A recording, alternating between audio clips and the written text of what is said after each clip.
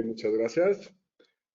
Bueno, muy buen día a todos. Antes que nada, quiero agradecer la presencia de bueno, los que nos están escuchando en este webinar. Quiero decirles que por parte de lo que es M. Doloris System y lo que es el sistema de Conduct Live, tenemos el honor de inaugurar las primeras charlas llamadas Conduct Talk, hablando con los expertos. En este caso, vamos a estar hablando de lo que es los sistemas para monitoreo de sedación y emergencia en el paciente crítico. Y nos acompañan para este primer conductor la doctora Bruce Elba García Maldonado, quien es médico intensivista y que actualmente funge como jefa de la terapia intensiva del Hospital General de la Jusco Medio.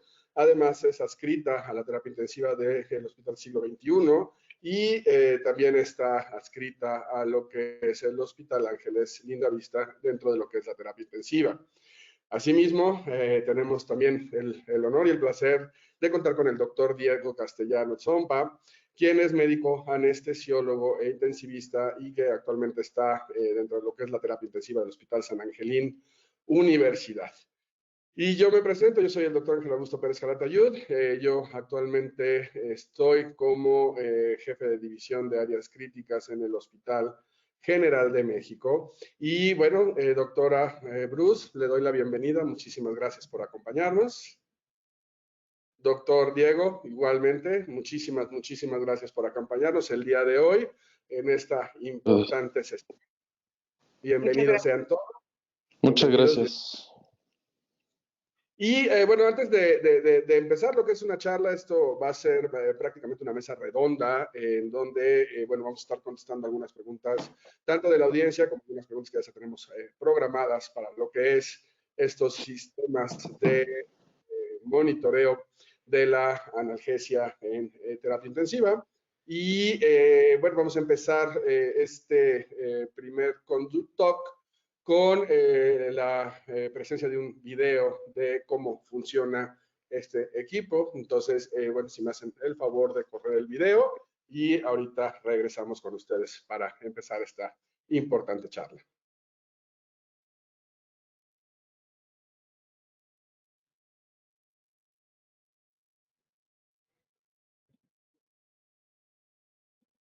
M. Doloris Medical Systems presenta el índice de analgesia y nocicepción. ANI mide la actividad del sistema nervioso autónomo, ayudando a controlar el estrés quirúrgico, mejorando los resultados posoperatorios.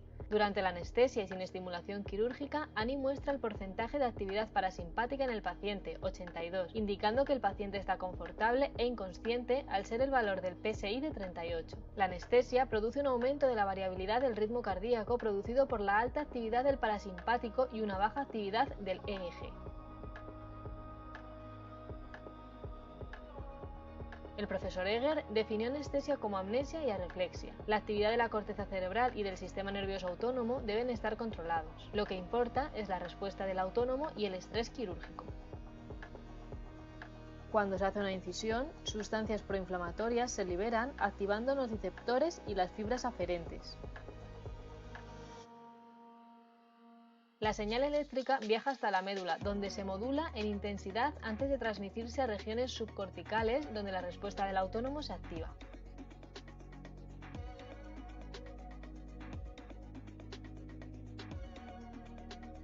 Cuando la señal llega al corte somatosensorial, ocurre la percepción y aparece la sensación dolorosa. Mientras, la activación simpática aparece en el tálamo, activando el sistema inmunitario, incrementando la inflamación.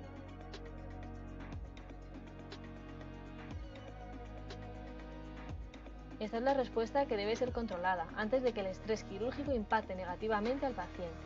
ANI muestra el porcentaje de actividad parasimpática del último minuto o de los últimos 2 minutos del paciente. Debe estar entre 50 y 70. Si cae, indica una activación simpática y activación del proceso inflamatorio. La ciencia muestra que la inflamación daña al paciente, provocando malos resultados posoperatorios. La homodinamia no siempre reacciona a la nocicepción, pero la ANI sí. Las evidencias recientes muestran que cuando se administran opiáceos, la frecuencia cardíaca y la presión arterial son igual de eficaces que lanzar una moneda al aire para detectar el estímulo nocivo.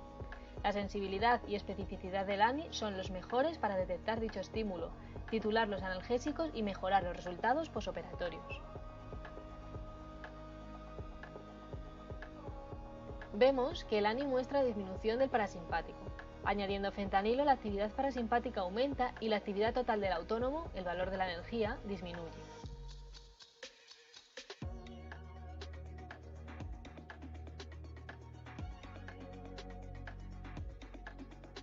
Si la presión arterial aumenta y el ANI está por encima del 50%, la causa no es nociceptiva y deberemos añadir un vasodilatador evitando una dosis extra de fentanilo, evitando así riesgos de sobredosis.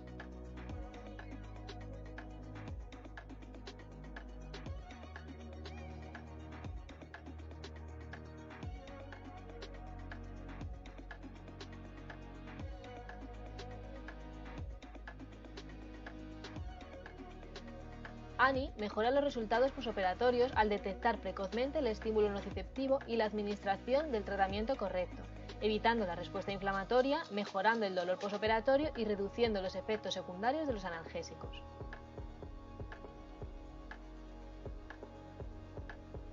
ANI mide la actividad del sistema nervioso autónomo, independientemente del fármaco utilizado.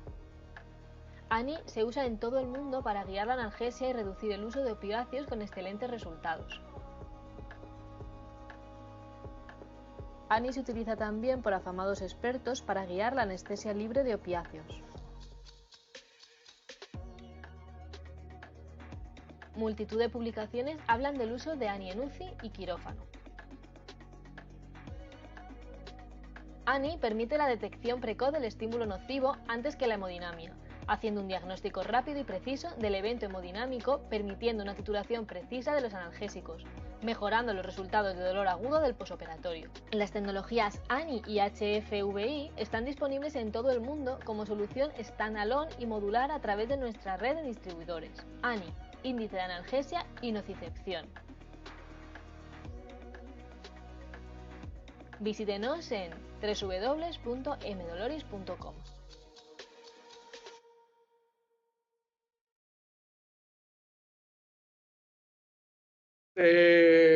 Muchas gracias por la presencia. Y bueno, aquí lo que vamos a hacer es, tenemos 4 módulos de preguntas.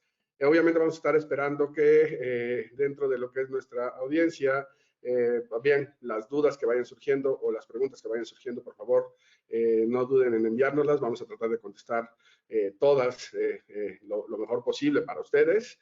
Y bueno, quiero arrancar con lo que es el reto de la titulación objetiva durante la analgosedación o la sedación y analgesia en el paciente crítico, con una pregunta dirigida a la doctora Bruce. Doctora Bruce, si me hace el favor, ¿cuál ha sido el principal beneficio que usted ha obtenido de utilizar este tipo de monitor ANI para guiar lo que es la sedoanalgesia en sus pacientes? Hola, muchas gracias. Gracias a todo el equipo ANI por la invitación de permitirnos compartir nuestra experiencia.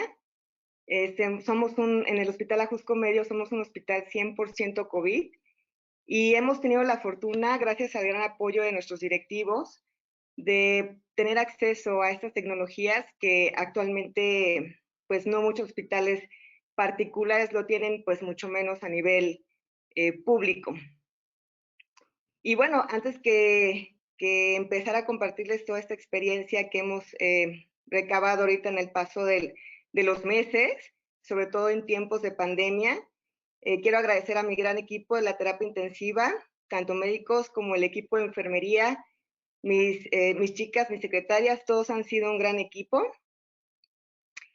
Y bueno, para empezar, en el paciente, recordemos que el paciente COVID, ya que llega a la terapia intensiva, es un paciente que obviamente ya necesita un manejo avanzado de la vía aérea, y uno de nuestros protocolos de trabajo y de inicio al recibir a estos pacientes es pronarlos en las primeras 72 horas a su ingreso.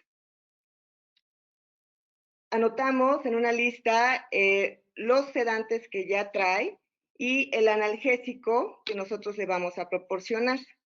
Y es así como empezamos todo un registro de esas mediciones en las primeras 72 horas, donde el paciente está sometido a un estrés, a un estímulo de nocicepción de manera constante entre el tubo, entre la manipulación, las aspiraciones.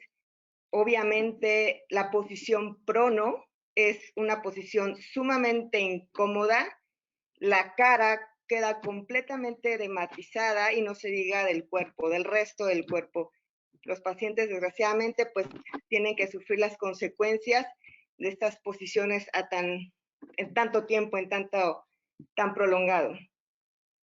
Y es por eso que el poder contar con el monitoreo ANI para nosotros ha sido de una excelente ayuda. Montse, si quisieras darme la opción de compartir pantalla, por favor. Bueno, ¿sí pueden ver mi pantalla?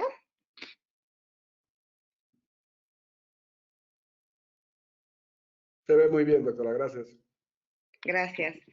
Bueno, recordemos que pues para poder decir que el dolor es algo que se puede medir, pues obviamente no, ya que el dolor es subjetivo, es sumamente subjetivo, y recordemos la última conceptualización del dolor, definido por la Asociación Mundial para el Estudio del Dolor, o su agregación con sus siglas en inglés IASP.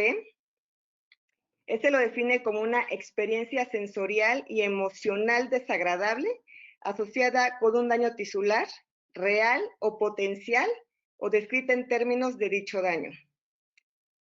Por lo tanto, es importante entender que no todos nuestros pacientes van a responder a los estímulos nociceptivos de manera similar.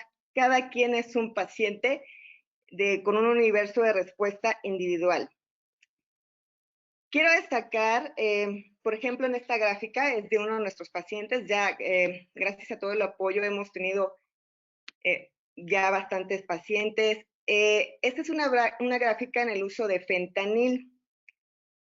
Recordar que el fentanil no es un fármaco de uso muy común.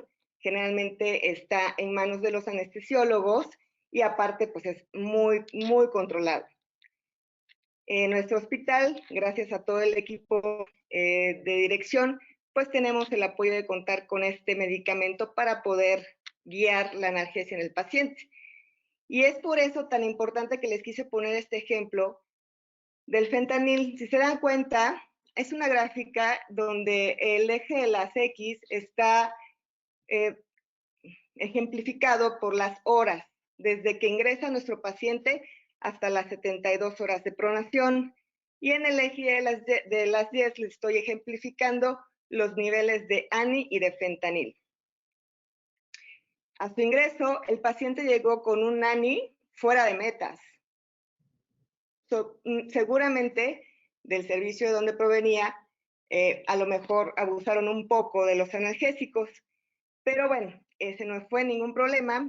Una vez que ingresó con nosotros, llegó con una dosis incluso o sea, infradosis en cuanto a las dosis de mantenimiento del fentanil, que es de 0.0028 microgramos por kilogramo minuto. Conforme fue pasando el tiempo con nosotros, ya en las primeras 2 a 6 horas, incluso hasta las 12 horas, ya estábamos en metas. A partir de las 2 horas de su ingreso, ya estábamos en metas de ANI, es decir, de 50 a 70, como bien lo explicó el video de un inicio. Conforme fue pasando el tiempo, si se dan cuenta, en realidad no fue significativo tener que aumentar las dosis del fentanil, sino al contrario, se mantuvo prácticamente en metas de dosis de mantenimiento. Y bueno, ya al final de las 72 horas, pues no fue significativo, ya que pues nos bajó un poquito el ANI, pero bien nos pudimos haber mantenido en la dosis de 0.03 microgramos por kilogramo minuto. Eso sí quiero recalcar esto porque el fentanil, de hecho, es creo que los mejores energéticos que pudiéramos contar en la terapia intensiva y ver que prácticamente fue mínima la dosis que utilizamos en este paciente para mantenerlo las primeras 72 horas en metas del ANI. Muy bien, muchas gracias. Ahora, bien, mira, una de las cosas que vimos también durante la pandemia y que yo agradezco haber también podido tener este tipo de monitoreo, era esa cuestión de la costumbre de alguna manera, titular la dosis del fentanil, obviamente una estandarización que, digo, todos los que hemos tenido oportunidad de manejar el dolor y la analgesia en el NUS y leído las guías, pues obviamente siempre manejamos. Y que también sabemos que en la actualidad vamos o tratamos de dirigir esto a una terapia más individualizada para, obviamente, evitar todas las complicaciones asociadas. Y bueno, en el caso de COVID, como menciona la doctora, la cuestión de los tiempos de estancia hospitalaria, el tiempo de sedación y analgesia que tuvimos que enfrentarnos, que obviamente fue algo muy distinto a lo que estábamos acostumbrados. Y bueno, también, a ver, creo que todos nos enfrentamos a una escasez en algún punto de la pandemia de medicamentos, ¿no? Entonces, doctor Diego, ¿usted qué piensa de este beneficio de utilizar ANI, digo, ya sea dentro del quirófano o en terapia intensiva, para guiar esta pseudoanalgesia de sus pacientes? Bien, muy bien. Antes que otra cosa, pues muchas gracias por la invitación y también agradezco a todo el equipo de la terapia intensiva de quirófano del Hospital San Ángel Universidad. Y pues en nuestro caso, nuestra experiencia con este monitor vino pues a cambiar bastante la forma en que se realiza la sedación de los pacientes. Realmente fue algo que pues nos vino a mover paradigmas porque en nuestra unidad, pues, recibimos pacientes posoperados de cirugía cardíaca, recibimos pacientes de obstetricia crítica, pacientes posoperados de cirugía general, cirugía neurológica. Es una población bastante variada y también contamos con un área COVID. Entonces, muchos de estos pacientes, pues, se encuentran bajo sedación, bajo ventilación mecánica, y pues a pesar de que nosotros para llevar a cabo nuestra sedación la realizamos con base en un protocolo establecido en el hospital y además de esto pues se hace un monitoreo de la condición neurológica con el SedLine, pues ciertamente nos estábamos viendo limitados porque no teníamos una forma como tal de medir la nocicepción de los pacientes. Entonces, realmente fue algo que cambió mucho.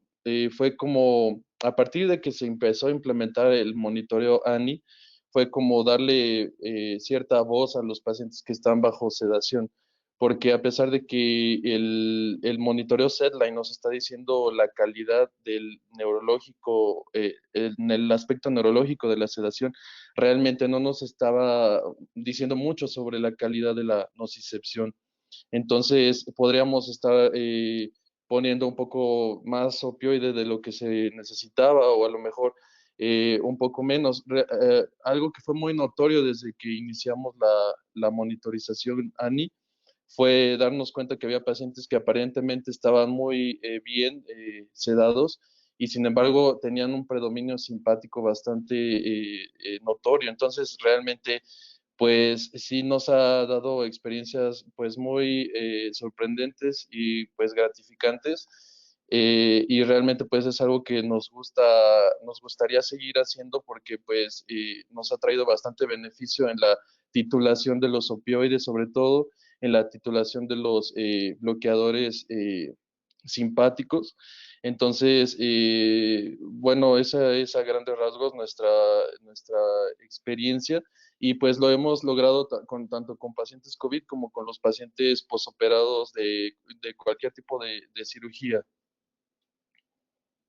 Ok, muchas gracias. Y aquí una pregunta que les tengo que hacer a los dos, digo, por tratar de manejarlo un poquito más ordenado, empezaría con la doctora Bruce. Pero doctora, Obviamente, digo, sabemos que el beneficio de utilizar este monitor ANI en cuestión de titular lo que es el fentanil, como ya lo demostró muy bien en su gráfica, de que utilizamos dosis mucho más bajas a las que estamos acostumbrados normalmente al titular cuando lo titulamos de una manera, digamos, empírica o sin tener un sistema, o un número, o alguna manera de volverlo más cuantitativo y no solo cualitativo, digamos. ¿Vio algún beneficio en cuestión de cómo evolucionaban los pacientes? Me refiero en todas las complicaciones que sabemos que tiene el exceso de sedación, el exceso de analgesia, las supresiones, los delirios, etcétera. ¿Usted sí ha visto ese beneficio ya con sus pacientes? Sí, de hecho, hemos notado que el llevar el monitoreo ANI en conjunto también con un monitoreo cerebral ha sido de un gran beneficio porque esto ha disminuido la estancia, sobre todo la estancia en la terapia intensiva. También tengo un ejemplo para mostrarles, precisamente qué bueno que lo comentas, Ángel. Me gustaría, Monse, que nos compartieras la pantalla, bueno, que me des chance de compartir la pantalla. Quisiera mostrarles el ejemplo de un paciente que tuvimos en la terapia intensiva. Su estancia fue muy corta. Y permítame tantito, estoy buscando la gráfica.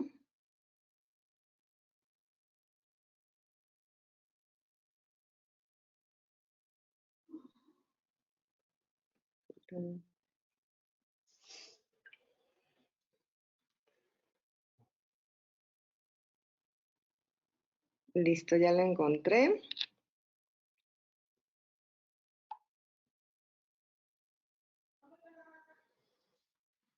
Ahí. ¿Sí la ven?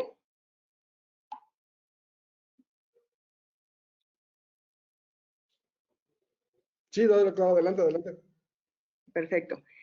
Bueno, este paciente es un gran ejemplo de lo que podemos lograr con el monitoreo ANI y el monitoreo cerebral en base a los resultados de PCI, en base a los resultados objetivos de ANI. Con esto nos dimos cuenta que, bueno, desde que ingresó el paciente hasta que se fue, prácticamente lo tuvimos en metas de ANI la mayoría del tiempo y nos apoyamos precisamente con un monitoreo cerebral para llevar de la mano nuestros niveles de sedación. También la meta es de 25 a 50 y se dan cuenta prácticamente todo el tiempo se mantuvo en metas de PCI. Este paciente, al poder tener esta gran tecnología, nos ayudó a titular de manera eficiente la analgesia y la sedación, lo que hizo que las primeras 72 horas estuviera perfectamente acoplado a la ventilación. Tuvíamos que hacer, ahora sí que no batallamos nada con este paciente, cursó perfectamente bien sus primeras 72 horas, evolucionó y fue dado de alta de la terapia intensiva en su primera sesión de prono. Ok, muchas gracias. Doctor Diego, ¿algo que quiera comentar acerca de esto? De igual forma, los hallazgos en nuestra unidad van mucho en relación con lo que comenta la doctora. Y nosotros también hemos visto una disminución en la estancia en la unidad de cuidados intensivos. Asimismo, también lo que ha sido bastante notorio ha sido el tiempo de ventilación mecánica, ya que los pacientes, como reciben menos opioides, logran desarrollar una ventilación espontánea mucho más rápido y se les puede liberar más rápido de la ventilación mecánica y pues eso mejora notablemente el pronóstico de los pacientes críticos. Ok, muchísimas gracias. Aquí pasando a otra pregunta, los valores que estamos ocupando normalmente, el valor de energía para manejar a un paciente sedado, ¿cuál es su opinión al respecto? ¿Cómo lo titulan o qué valor o qué más nos ofrece el tener este valor para la atención de nuestros pacientes? Doctora Bruce. Gracias, Ángel. Monse, si me permites compartir la pantalla nuevamente, por favor.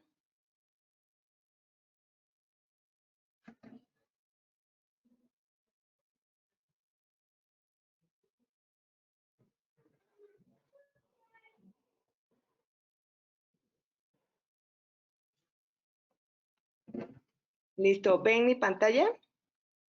Sí. Ok.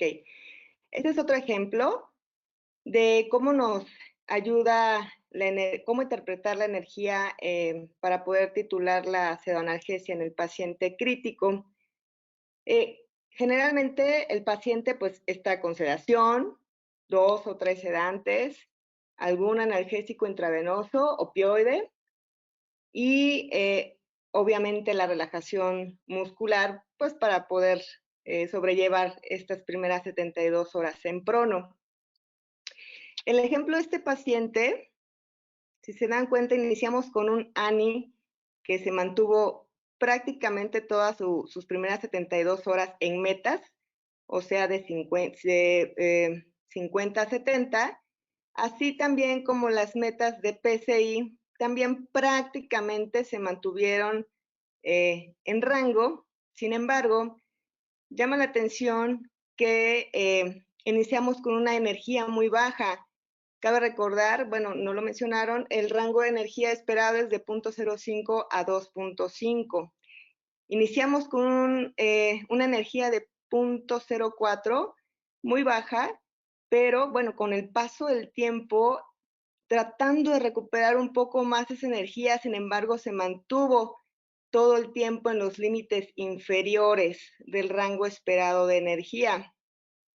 Ojo ahí, como bien lo explican, en un paciente que tiene un ANI muy alto, con una PCI baja, empieza a bajar. Mientras más baja esté la PCI, quiere decir que más sedado tengo a mi paciente. Puede ser que lo tenga más sedado o que ya esté teniendo ahí alguna disfunción cerebral y, sin embargo, la energía persistió baja. Esto nos puede predecir una larga estancia en la terapia intensiva. Y además de dar se están haciendo estudios de que ya podemos predecir la respuesta hemodinámica de nuestro paciente. Acá, si bien bajé los niveles de sedación, seguramente fue porque el paciente ya empezaba a ponerse hipotenso y una manera de contrarrestar esa situación fue bajando los niveles de sedación, pero con esto no quiere decir que tengamos que dar dosis o bolos de sedante en caso de que nuestro paciente empiece a estar taquicárdico.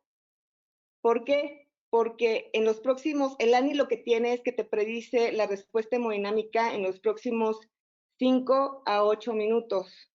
Si yo doy aquí un bolo de sedación porque el paciente ya se me empezó a poner taquicárdico, ya se me empezó a poner hipertenso porque le bajé mucho la sedación, doy un bolo, aguas.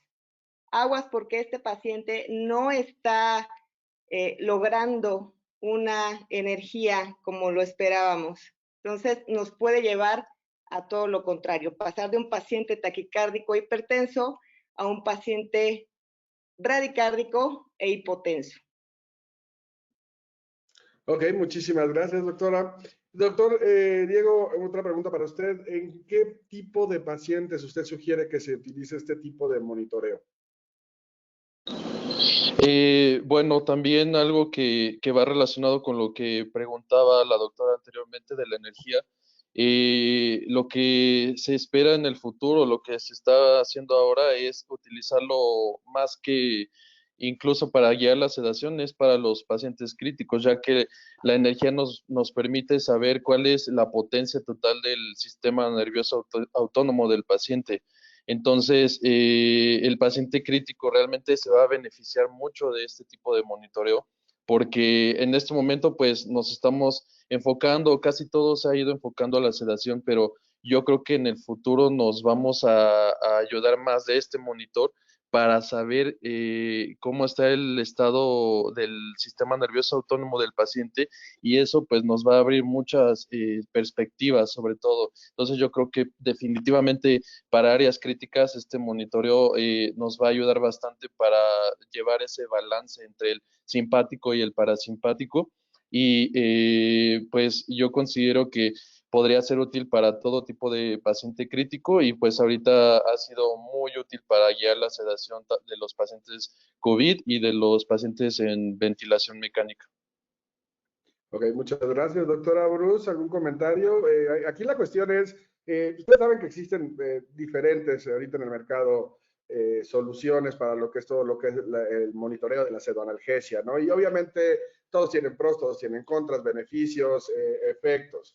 ¿Ustedes consideran que utilizar este tipo de monitor, el ANI, excluye, o más bien al revés, si nosotros ya tenemos otro tipo de monitor dentro de nuestra terapia intensiva, como comentó ahorita el doctor Diego, el SedLine o el VISO, el que ustedes quieran, ¿el ANI también ocupa ahí un espacio o ya no es necesario o son cosas diferentes las que estamos midiendo? ¿O qué opinan al respecto? Doctora Bruce, si quiere empezar. Gracias. Sí, bueno, para un poco dejar en claro al público a qué nos estamos refiriendo con la energía, porque a lo mejor falta enfatizar un poquito eso. Hay que recordar que la energía va a ser, nos va a hablar de la capacidad del equilibrio del sistema nervioso autónomo, simpático como parasimpático, de mantener la homeostasis. Entonces, a mayor energía, mejor capacidad de poder mantener esa homeostasis. Y regresando a tu pregunta de si el ANI sale sobrando o algo así, por supuesto que no. De hecho, hemos trabajado con pacientes solamente con el ANI, sin monitoreo cerebral, y nos ha pasado, de hecho, precisamente antier tuvimos un paciente de muy difícil sedación, muy difícil poder controlar la nocicepción, pero nos llamó la atención que llegamos a la guardia, encontramos al paciente con dosis máximas de sedación, tiene midazolam, propofol, dexmedetomidina, lidocaína en infusión, y tuvimos que anexarle fentanil. Y aún así, llegamos a la guardia, bajamos las dosis de sedación porque pues estaban ya sobre niveles máximos, y nos llamó la atención que pasadas las primeras 2 horas, el nivel de ANI bajó por debajo de 50, y el paciente precisamente se empezó a poner taquicárdico e hipertenso. Entonces lo que hicimos fue, a ver, espera, me dice mi compañero del hospital, me dice, doctora, a lo mejor se debe a que pues necesitamos aumentarle más la analgesia, pero pues si ya tiene dosis máximas de fenta, ya tiene dosis máximas de lido, ¿qué hacemos? Digo, no, aquí no solamente el monitor ANI te guía sobre la analgesia, sino también te ayuda a monitorear la sedación, porque una cosa es que el monitor te dé un número y otra cosa es que tú lo tengas que guiar. Tú como médico debes saber interpretar estos valores y saber actuar de acuerdo a lo que va apareciendo. Lo que hicimos fue regresar un poquito más la sedación a como estaba, y sorprendentemente en los primeros 10 minutos el paciente bajó la frecuencia cardíaca y el ANI regresó a estar en sus límites normales. Muchas gracias. Doctor Diego, ¿algo que quiera agregar? Sí, doctor. Pues personalmente considero que de ninguna manera sale sobrando el monitor ANI. Si algo tenemos en las áreas críticas es que mientras más variables tengamos de un paciente, vamos a conocer mejor su estado y vamos a poder ofrecer un mejor manejo. Entonces, yo creo que a pesar de que contemos con monitorización del estado cerebral, con que tengamos SedLine, BIS, realmente eso no nos está hablando de la calidad, nos está diciendo que el paciente está sedado, que también está sedado, pero no nos está diciendo qué tanta disminución de la nocicepción tiene. Y por eso es que ha sido muy útil también en el quirófano. Para controlar las respuestas hemodinámicas. Entonces, en el paciente crítico, pues de igual forma va a tener respuestas hemodinámicas a las agresiones, a las tomas de muestra, a la colocación de catéteres, a tantas agresiones que sufre un paciente en la terapia intensiva. Entonces, es una forma de que nosotros podamos conocer tanto su nivel de analgesia, qué tan controlada está la nocicepción y pues ahora como ya mencionábamos anteriormente, saber también qué tanta cantidad de actividad tiene o qué tan nivelados están sus sistema nervioso simpático y parasimpático y pues eso también nos va a ayudar a conocer o a ir guiando o ir haciendo un seguimiento del estado del paciente crítico.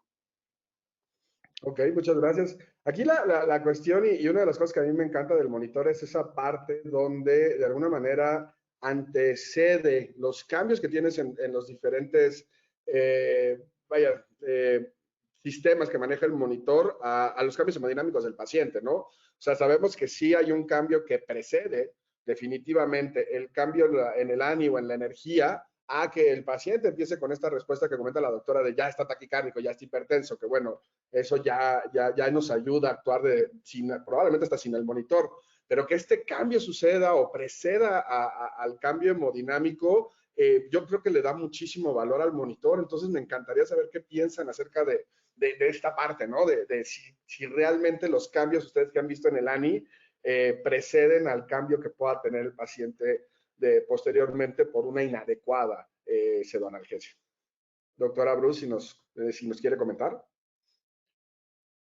Sí, precisamente como les comentaba, esa energía predictiva del comportamiento hemodinámico nos ha dado una gran ventaja para poder dirigir, sobre todo que estamos muy acostumbrados, como bien dices, vemos un paciente taquicárdico, hipertenso, dices, no, ya tiene dolor, agarramos y les pasamos los bolos de sedante, de opioide, y etcétera, hasta terminar con la frecuencia cardíaca y la presión arterial.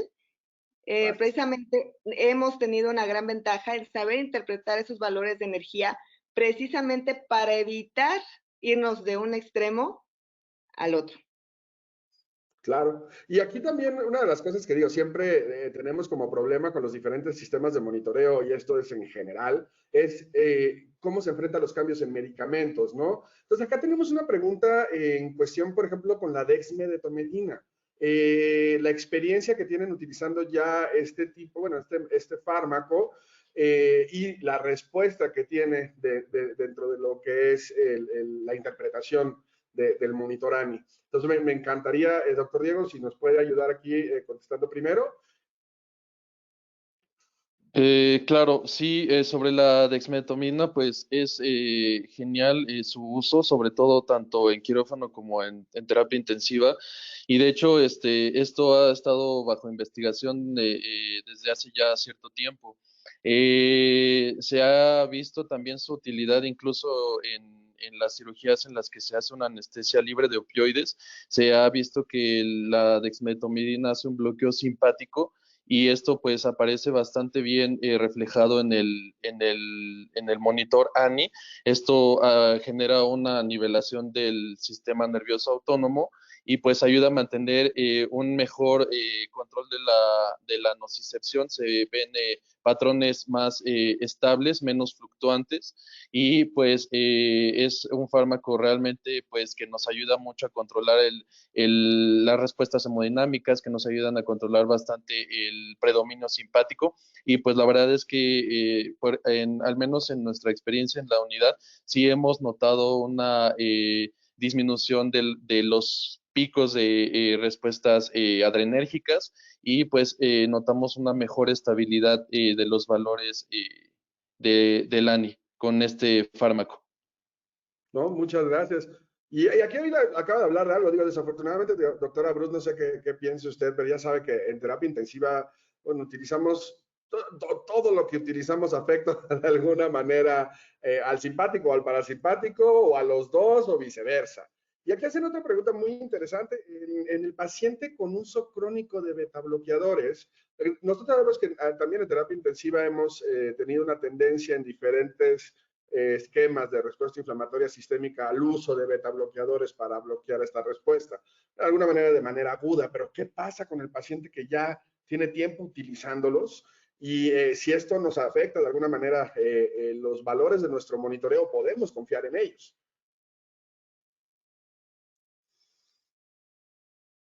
Sí, qué bueno que lo mencionas, porque si algo nos está midiendo y nos está dando un valor objetivo, el ANI es basado en la frecuencia cardíaca y en esta arritmia sinusal respiratoria que provoca. Y sí, a mí me llamó mucho la atención poder saber qué pasa con un paciente que estás aplicando ya de manera externa, además de los sedantes y los analgésicos, un beta bloqueador. Precisamente, Monse, si me permites compartir pantalla, por favor.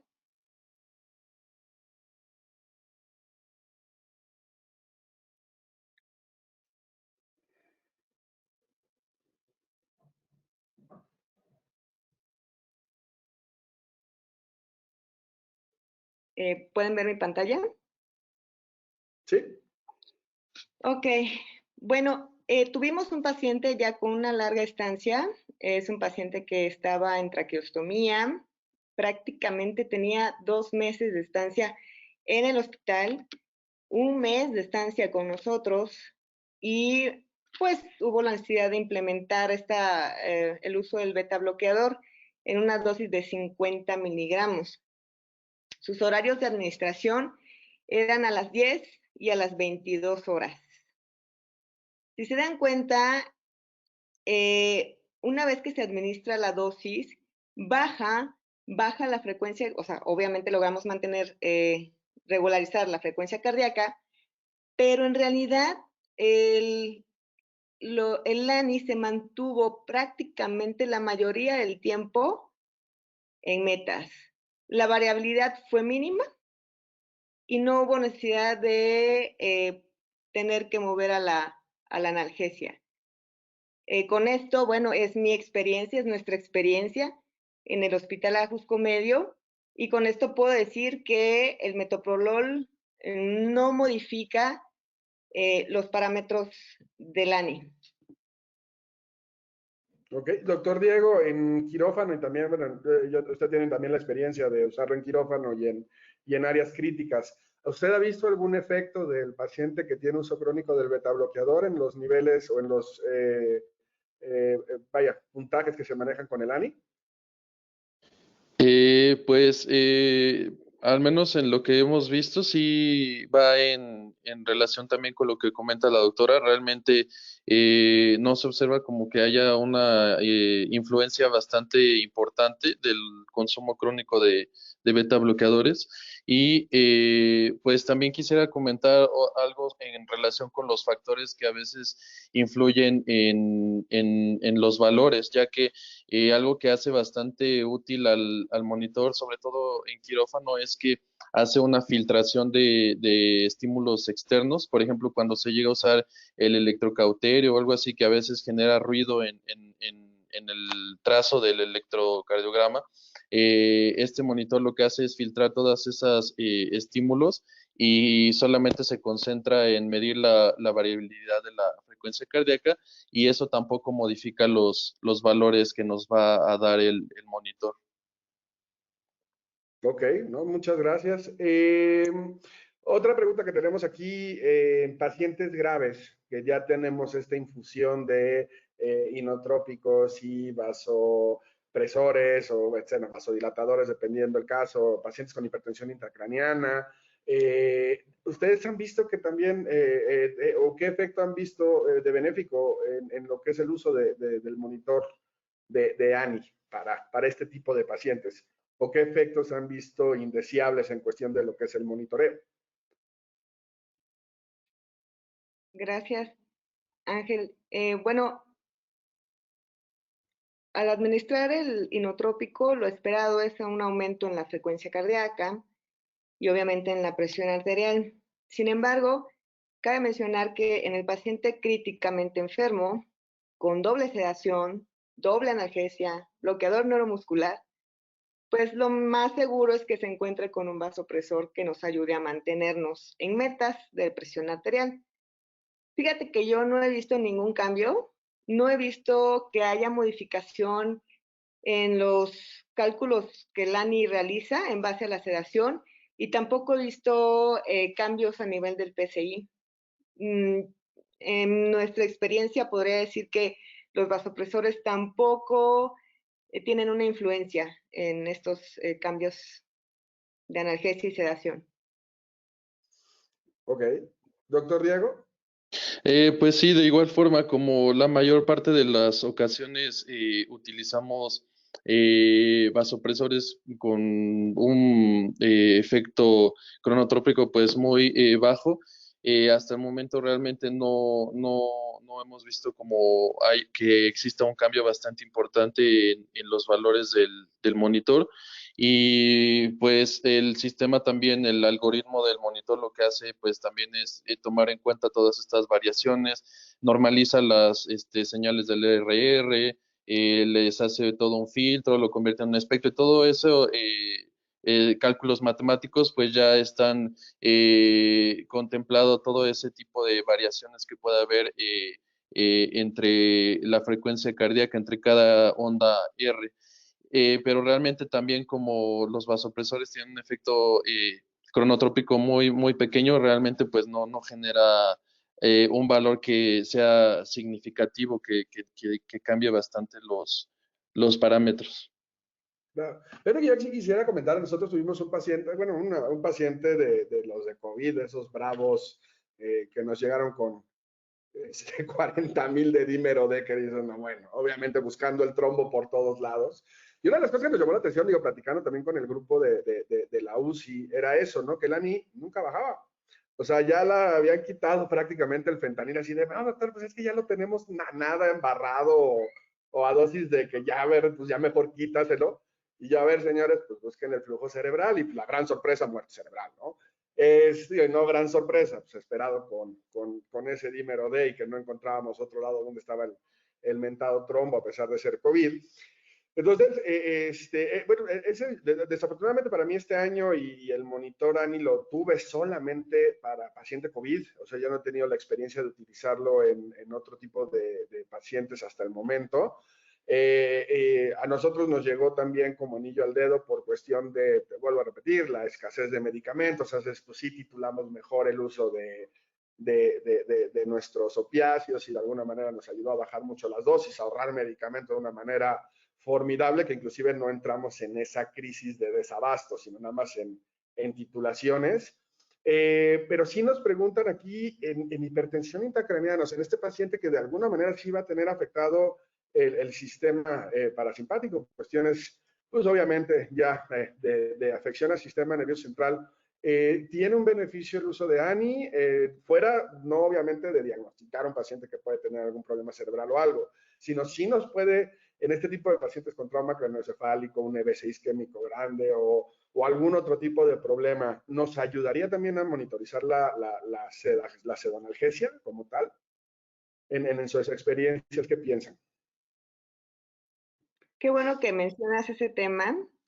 Fíjate que en el hospital COVID no tenemos experiencia con pacientes neurológicos de momento, además que, bueno, ahorita se nos ha venido todo esto de la pandemia, pero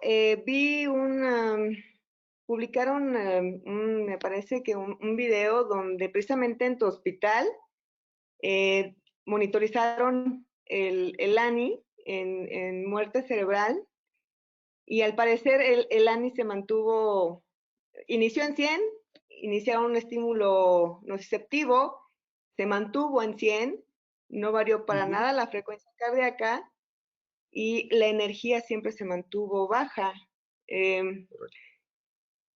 Fíjate que en el Hospital Centro Médico, en especialidades siglo XXI, allá hay mucho paciente neurocrítico, mucho. La mayoría, creo que el 80-85% de los pacientes son neurocríticos.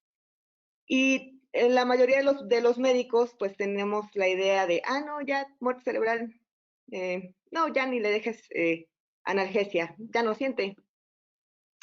Recordemos que Sí, recordemos que existen todavía las vías aferentes al realizar un estímulo. Obviamente, la corteza cerebral ya no procesa esa información y por eso no obtenemos un resultado. Pero sí sería hacer hacer una investigación, yo creo que sería de un tema de interés, de poder analizar la nocicepción en pacientes que tienen o que ya se diagnosticaron con muerte cerebral. Lo digo porque comentan que cuando llegan a la situación o a la fase ya de trasplante de órganos, todo este proceso inflamatorio generado y acumulado por tanta actividad nociceptiva que nosotros no pudimos evitar en la terapia intensiva por pensar que ya tiene muerte cerebral, se descarga y se ve reflejada a la hora de que el paciente receptor recibe el órgano. Empieza toda una serie de descarga adrenérgica, liberación de todos estos factores de inflamación y se ve reflejado ya una vez que el receptor inicia con esto de la perfusión de estos órganos. Entonces, yo creo que sí es importante tener en consideración de que no es evitar el dolor o evitar el dolor en la muerte cerebral, sino más bien es evitar la liberación de todos estos proinflamatorios que van a perjudicar en un futuro al paciente receptor. Muy bien, sí, súper interesante lo que estás comentando y también creo que es un gran tema como para investigación, de acuerdo contigo. Doctor Diego, ¿algo que quiera agregar en esta cuestión? Sí, sobre todo en este tipo de pacientes va más enfocado a la evaluación del sistema nervioso autónomo, a vigilar más bien la energía y definitivamente sí, como menciona la doctora, falta todavía mucho más investigación en esta área y sí sería muy importante utilizarlo, podría en el futuro ser útil para controlar la tormenta adrenérgica, que realmente es muy deleteria para los órganos, y en el paciente que es un potencial donador de órganos, cuando se van a trasplantar el riñón, el pulmón, esta tormenta adrenérgica, la respuesta de Cushing realmente es muy, muy mala para el paciente que recibe órganos de un donador cadavérico. Claro, y no sé si que piensen también, pero digo, dentro de esta ya línea de investigación que también tanto nos gusta, yo creo que, a ver, el paciente neurocrítico que no tenga respuesta de ANI o que no tenga respuesta de energía también debe tener un factor pronóstico importante el monitor ahí, ¿no? Porque, ¿sabes? Si tu paciente dice no hay respuesta parasimpática, pues aguas, compadre, ¿no? O sea, aguas, porque el paciente no está bien, ¿no? Entonces, son temas muy interesantes. Y aquí nos hablan, bueno, ya entrando a nuestra hermosa pandemia, que bueno, estamos hablando durante toda la mesa redonda de nuestra experiencia en COVID, pero aparte de toda esta cuestión que ya hablamos de mejor titulación de la sedación, que obviamente podemos tener un efecto en disminuir todos los efectos deleterios de utilizar la sobresedación del paciente crítico o la sobreanalgesia del paciente crítico, ¿qué otra experiencia han tenido con el paciente COVID? La doctora Bruce ya comentó estos casos de respuesta o no respuesta, de energía o de ANI y cómo va la titulación, pero ¿han tenido alguna otra experiencia en estos manejos cuando llegan con miocarditis, por ejemplo, por COVID o alguna alteración que ya hemos visto bradicardios? Bueno, creo que hemos visto todo el ACLS durante la pandemia en los pacientes. ¿Alguna otra experiencia que hayan tenido con el ANI en este rango, en este sentido? Doctora, o doctor, quien quiera, adelante, adelante. Cabe recordar que, bueno, ya se está viendo que el COVID está dejando a los pacientes taquicárdicos. Ya cuando van de salida, incluso en el paciente ambulatorio, queda taquicárdico. Sí, de hecho, creo que es de gran utilidad utilizar todo esto del ANI, la energía, para poder precisamente sobrellevar esos efectos secundarios que nos está dejando como resultado el ANI y poder controlar la analgesia. Muchas gracias, doctor Diego. Pues parece algo pues muy tonto, pero algo que fue muy que al principio de todo esto nos causaba duda era si podíamos ocupar el monitor en el paciente cuando lo pronábamos.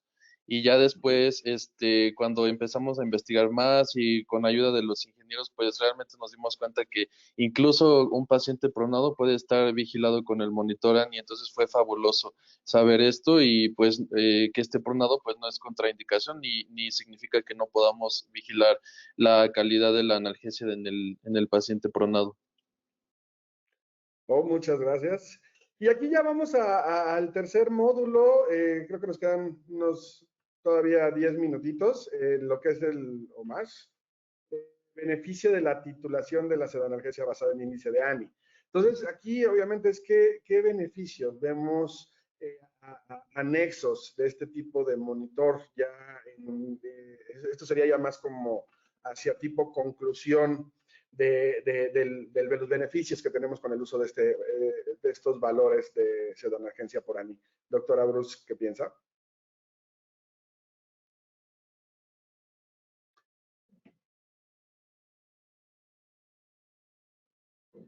Doctora, perdón, si puede prender su micrófono.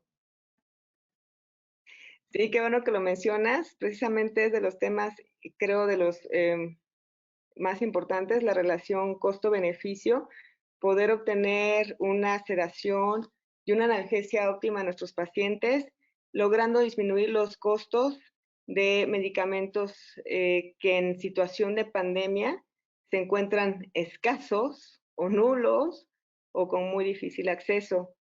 Monse, si me permites compartir mi pantalla, por favor.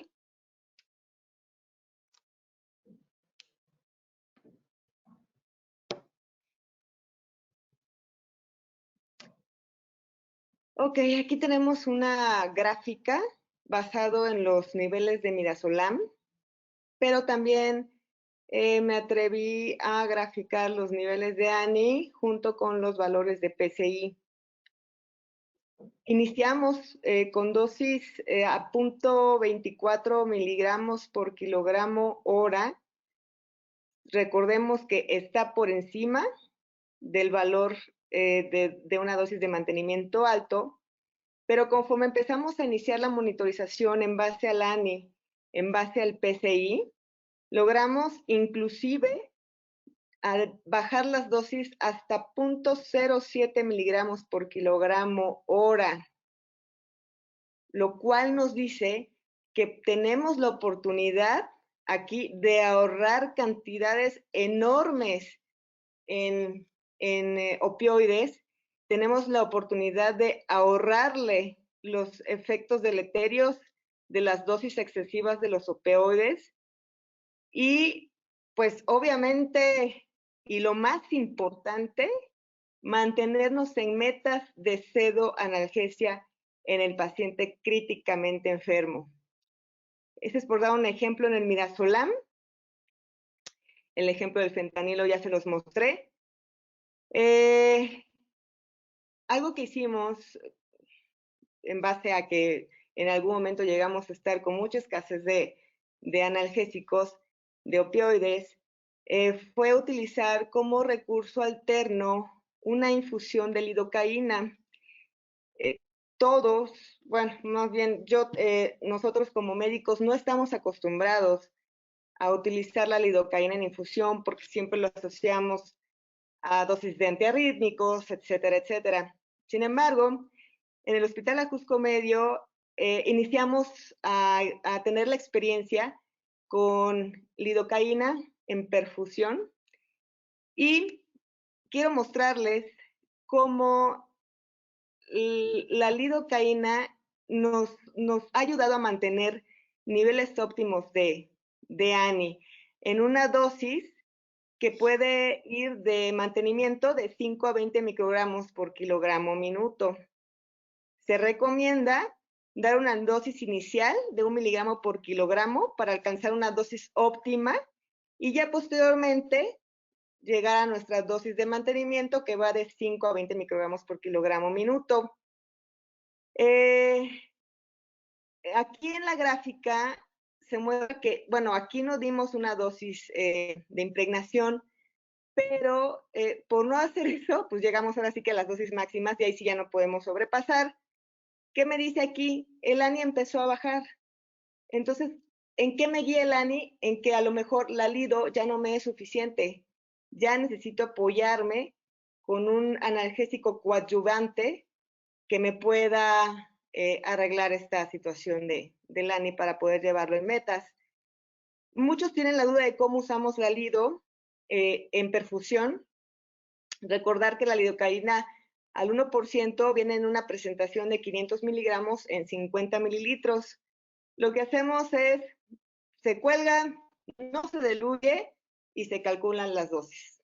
De impregnación se recomienda 1 miligramo por kilogramo y de mantenimiento de 5 a 20 microgramos por kilogramo minuto. Bueno, Ok, esto es de... Y no, otra adelante. también... ¿Perdón? No, perdón, adelante. Quiero también, por ejemplo, poner esta gráfica del uso de la dexmetomidina. Este fue usado en un paciente despierto. El ANI también se puede utilizar en un paciente despierto. Este era un paciente con traqueostomía, por eso le dimos prioridad a mantener el monitor.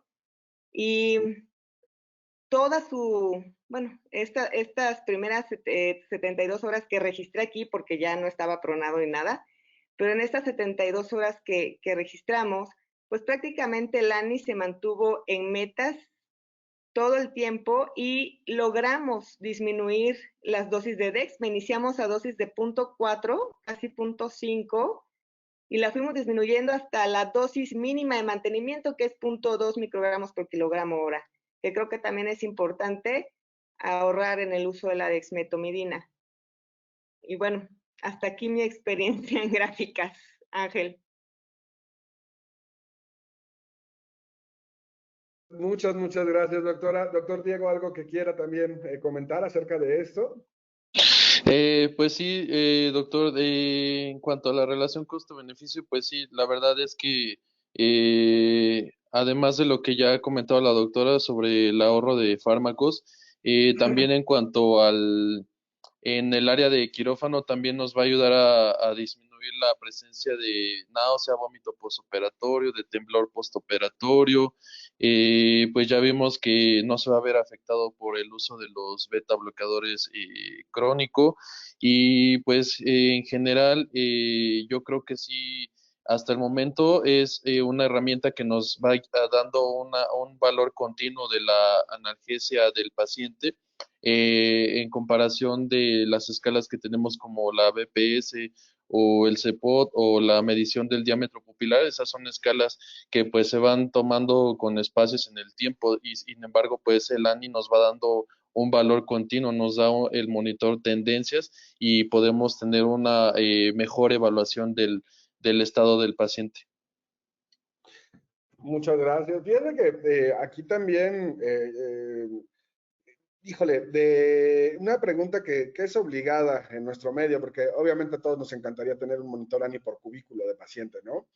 Pero a veces no se puede. ¿Y ustedes han hecho, o sea, por ejemplo, tienen un monitor por paciente o con el monitor van ahí dando la vuelta? Yo hago eso a veces, ¿no? O sea, pongo todos los parches y ahí vas con el monitorcito dando la vuelta, midiéndoles a todos. No es lo ideal, pero bueno, a veces lo tenemos que hacer.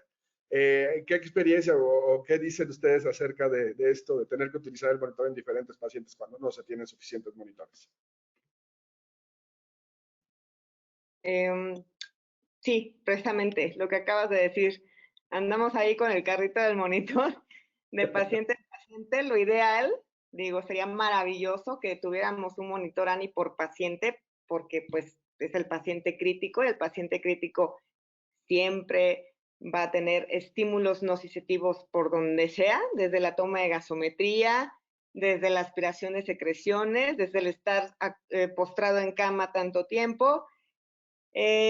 Lo que nosotros hemos hecho con el monitor es que si un paciente tiene difícil para lograr una adecuada analgesia, lo que hacemos es pasar ese monitor con ese paciente, lo dejamos unas 24, 48, 72 horas en lo que le vamos midiendo las dosis de opioides o lo que le estemos administrando hasta llegar a metas. Y ya una vez que lo tenemos en metas de ANI, ya puedo a lo mejor desconectarlo tantito e irme con el siguiente, ponerle metas y así andármela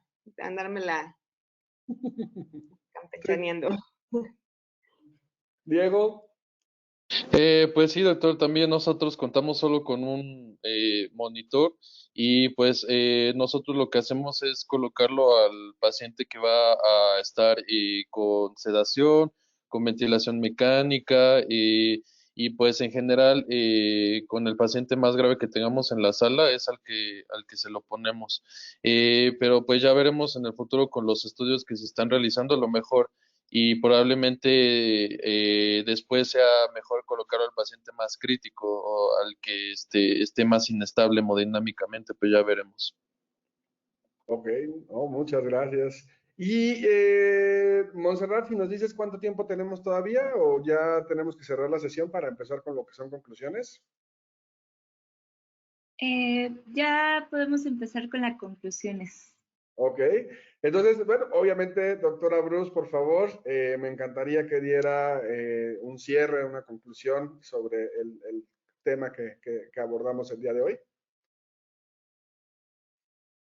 Como bien dije desde un principio, la nocicepción no es algo que se haya tenido oportunidad de medir de manera objetiva.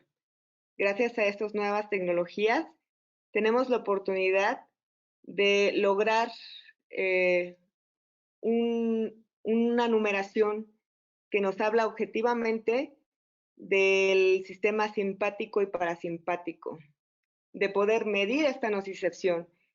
Creo que es una gran ventaja gracias al equipo ANI que nos ha apoyado con esta tecnología. Estamos logrando disminuir la estancia en la terapia intensiva, disminuir los días de ventilación mecánica y por ende disminuir la mortalidad en el paciente crítico, en mi experiencia en el paciente COVID. Muchas gracias, doctora. Y doctor Diego, por favor, sus conclusiones. Claro, doctor, pues en conclusión yo diría que el monitor ANI o el índice de analgesia nocicepción hasta el momento pues es uno de los métodos más avanzados que tenemos, que está basado pues en evidencia, que lleva ya casi 20, 30 años en investigación todo esto. Es un método continuo que nos va a permitir vigilar el estado del sistema nervioso autónomo del paciente y pues que realmente nos va a conducir a mejores desenlaces clínicos, que como todo método tiene limitaciones, tiene ventajas, tiene desventajas, tiene ahí cosas, puntos que finalmente pues en medicina todos los estudios, los monitores, todo lo tiene. Entonces pues yo creo que es algo, una tecnología que valdría la pena empezar a recibir, a familiarizarse con ella y pues nos va a brindar mejores resultados en el futuro, eso es lo que esperamos. Muchas gracias, doctor. Y bueno, yo también les dejo de conclusiones. A ver, señores, tenemos que recordar que la sobresedación y la sobreanalgesia mata. No nos vamos a hablar nada más de malos desenlaces, sino de pésimos desenlaces. Yo creo que ya esta antigua tendencia a meterle a todos los pacientes dosis altas de sedación, dosis altas de analgesia, sin titulación, combinaciones de que las hemos visto, creo que todos en nuestro haber, Propo, Fentamida, Ketálido, Dexme y un poquito de gases para que no sobre, exacto, ya no se debe de hacer. Entonces, ya se habló, el ANI es un excelente sistema de monitoreo para este tipo de pacientes, nos ayuda a titular muy bien la analgesia, asegurando que estamos logrando una adecuada y de alta calidad pseudoanalgesia en nuestro paciente, y esto abate costos, porque siempre está el término de que si es muy caro y que si no se puede, es una cuestión de gestión.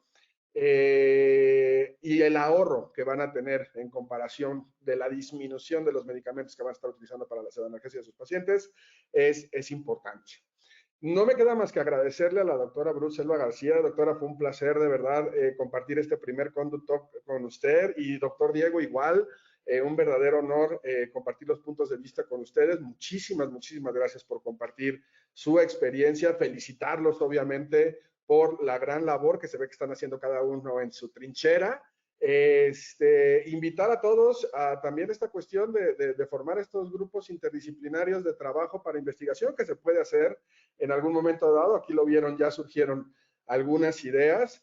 Y finalmente agradecer a M. Doloris Medical System por esta oportunidad de compartir durante una hora y un poquito más este espacio académico y de charla entre una mesa redonda, entre colegas del país. No me queda más que despedirme y vuelta a agradecerles por estar con nosotros.